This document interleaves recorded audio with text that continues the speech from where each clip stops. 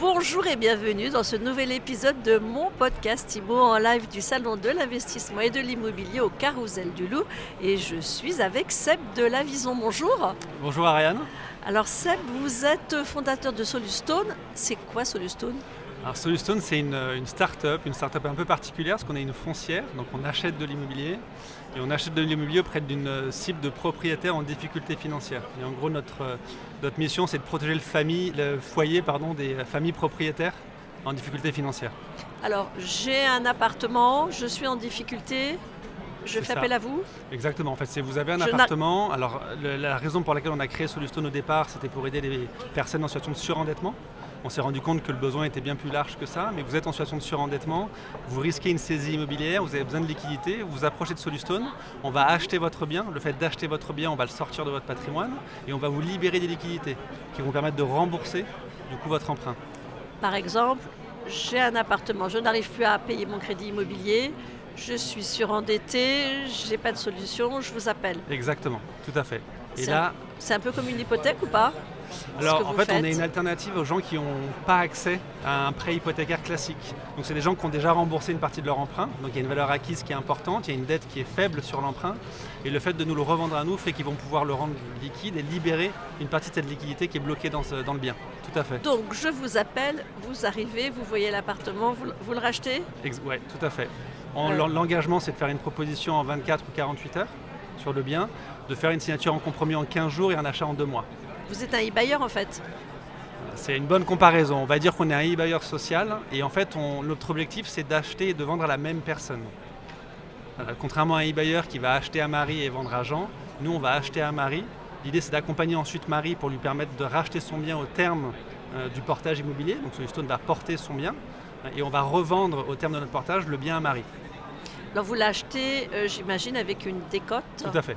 On achète le bien à 60% de sa valeur. Alors, on revendra le bien à 60% de sa valeur aussi au même prix. Donc, si le bien vaut 250 par exemple, on va l'acheter 150.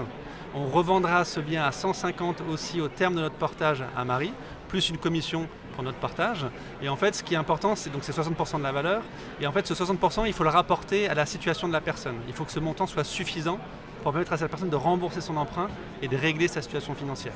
Il n'est pas tant à rapporter au prix du bien. Aujourd'hui, vous accompagnez combien de personnes et c'est quoi le profil type des gens qui font appel à vous ? On est une jeune société, ça fait 6 mois qu'on s'est lancé, on accompagne déjà 2 personnes, il y en a 5 avec qui on est en discussion et le type de personnes, alors on a analysé beaucoup plus de dossiers que ça, on ne peut malheureusement pas accompagner tout le monde. Et le type de dossier, le type de personnes qu'on va accompagner, c'est donc soit des gens qui sont surendettés, c'est ce que je disais un petit peu plus tôt, soit des gens qui sont fichés à la Banque de France, des gens qui sont en chômage, qui ont un bien immobilier, qui ont remboursé une partie de leur emprunt mais qui n'ont pas accès au circuit bancaire classique, ou des retraités, des gens qui ont passé 75 ans, qui ont du mal. Typiquement, on a une personne qui nous a appelé, elle avait 80 ans, elle ne pouvait pas avoir accès au prêt relais pour racheter un autre bien, elle voulait vendre sa maison qui était trop grande pour elle, racheter un bien plus petit, la banque ne la finançait pas, et du coup elle nous a appelé pour savoir comment est-ce que nous on pouvait l'accompagner. Et vous avez les reins assez solides pour financer combien d'opérations ? Alors, on a un modèle qui est assez particulier qui fait qu'en fin de compte on est assez peu dépendant de nos fonds propres. Alors bien évidemment on a quand même besoin d'être accompagné, d'être soutenu par des investisseurs. Donc c'est des gens qui investissent directement dans notre société à nous. On va utiliser cet argent pour dire à la banque on a les fonds propres nécessaires pour racheter des biens et on demande à la banque de mettre du financement hypothécaire aussi en plus dessus. Et on se fait financer donc à 80% sur de la dette hypothécaire. Et dernière question, comment elle vous est venue l'idée de lancer Solustone ? Alors c'est assez lié à mon histoire personnelle. J'ai commencé à travailler en 2007 aux États-Unis, au tout début de la crise des subprimes, et mon job était de surveiller l'exposition de la banque pour laquelle je travaillais à ces mêmes subprimes. J'ai ensuite eu une carrière dans la banque pendant 5 ans, j'ai monté une société en France dans le marketing. Et l'année dernière, quand la crise sanitaire a commencé, les économistes ont très tôt parlé des répercussions économiques de cette crise. Et c'est là où je me suis dit que si on ne faisait rien, il y allait y avoir beaucoup de gens qui allaient se retrouver dans la même situation que les gens qui ont perdu leur maison à l'époque des subprimes. Donc j'ai commencé à réfléchir à ce modèle et en étudiant du coup ce qu'on pouvait faire auprès de ces personnes en situation de surendettement, je me suis rendu compte que le besoin était beaucoup plus important que ce qu'on avait anticipé au début. Et vous constatez une augmentation justement du flux de personnes exposées ? Alors on a la chance pour l'instant d'être dans une dynamique plutôt positive d'un point de vue économique. Ce qui avait été anticipé ne se passe pas, ne se produit pas. Par contre, ce qui est flagrant, c'est que si on regarde les chiffres de 2019, donc à une époque où tout allait bien. Les personnes en situation de surendettement en France, c'était 143 000 personnes, dont plus de 10% sont propriétaires de leurs biens.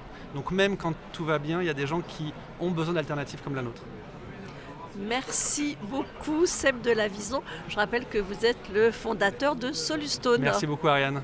Et moi je vous dis à très bientôt pour un nouvel épisode de mon podcast IMO en live du Salon de l'immobilier et de l'investissement.